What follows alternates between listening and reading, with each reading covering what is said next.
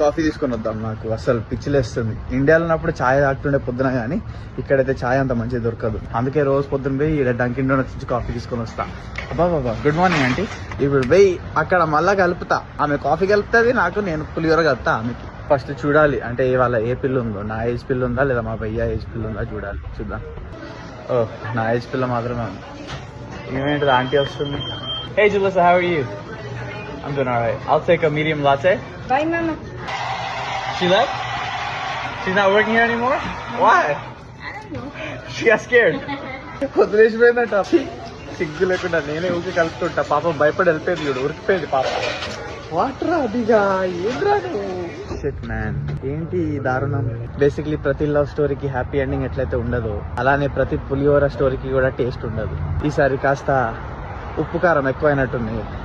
Next time కాస్త తగ్గించి మళ్ళీ ట్రై చేస్తా. పోయేదేముంది.